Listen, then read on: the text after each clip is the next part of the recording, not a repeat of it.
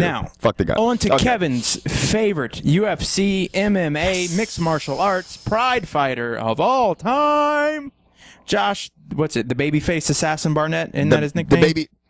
Josh, the babyface assassin Barnett, who's been everywhere. If he'd stop hitting all that goddamn gear, maybe he'd lose some of that baby weight. I like Josh Barnett. I like how he mixes it up. He's a y'all great got the same drug dealer.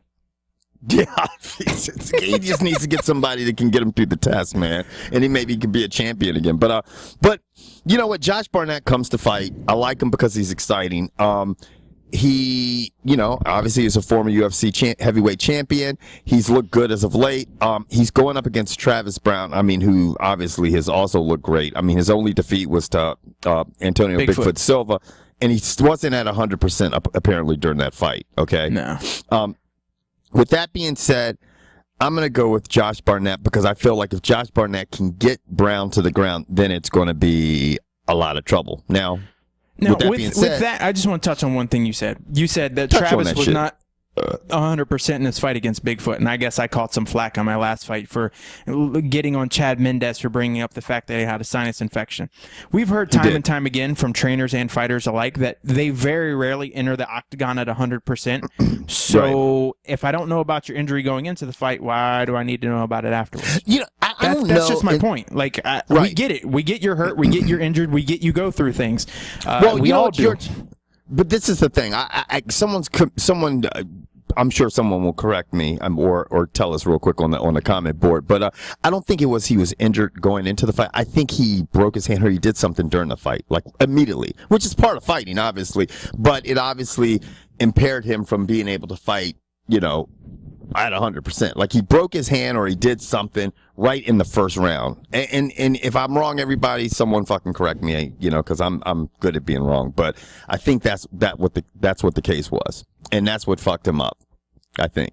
So should I shut up? I should shut up. Browne tore his left hamstring. He tore his left hamstring. That's exactly what it was. Fight. So I corrected you.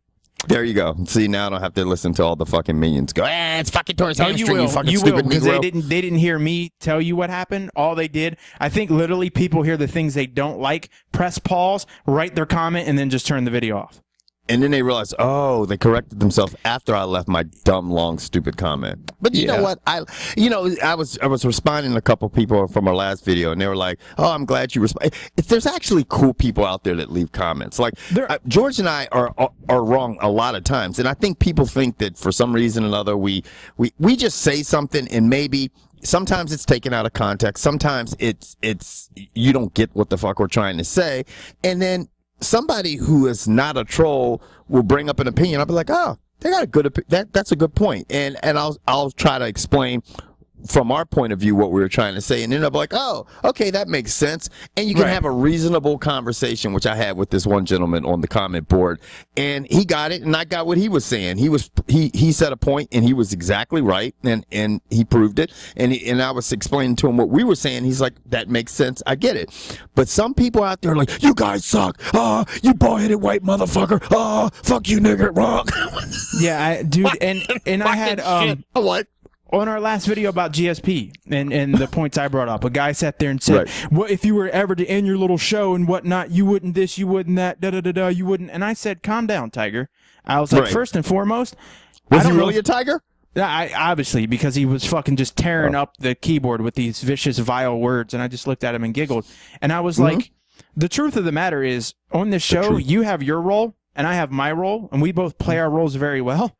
And that's why our show works. But if this show were to ever end, it would be stupid of me for not to sit here and thank each and every person who's ever watched or ever left a comment or whoever's joined our Facebook group. Because in the reality of, if you guys never did that, then we would have never made another video. So I would never sit here and not thank everybody for watching. And I do it all the time, actually, but it was just people just perceive somebody the way they want to and just assume that has to be the way they are. And I'm just like, I can do it. Well, at the end of the day, anybody who's in any type of entertainment, I don't know if you want to put George and I in that classification, but we have a good following, and there's people out there that hate us. And you know what? Hey, thank you guys, because you know what? All that negative shit got this show started too. And the people that love us, thank you guys, because we love you guys too. But you need that. you've got to have it on both ends. And at the end of the day, you guys watching the show and leaving the comments and do it makes the Uncut Sports Show. Otherwise, it would, like George said, it would never have got to this huge of a following. And the same thing applies to GSP. He is a great MMA fighter. He trains his ass off. None of us are in there training with him. I mean, maybe a couple people are that are in his training camp, but for the most part, 99.99% of us are not training with GSP. We're not doing shit for GSP. But the one thing we are doing is we are his fan base, and if we don't buy tickets or follow him, we're lacing his pockets. That dude gets a cut of the pay-per-view buys. If we don't ever buy the pay-per-views and we don't buy his shirts and we don't tune in and people don't go to the fan expo and throw money at the UFC, these guys aren't there. So my problem was to have GSP not thank the fans in his retirement speech. That was my whole point. That's what I was getting at. And for you people who say he doesn't owe the fans shit, you're out of your mind. The only reason he is who he is because the fans have pushed him to that level. He has the personality of a goddamn dead tree. He didn't do it on his own. right. It's and people have to understand that. And it's not just George, and this is the thing where you got to take it to another. It's not just GSP. It's any MMA fighter, any entertainer, any athlete. You think Michael Jordan? I mean, Michael Jordan got pushed to the front of Gatorade and Nike because he was good, but when Michael Jordan left, he thanked his fans.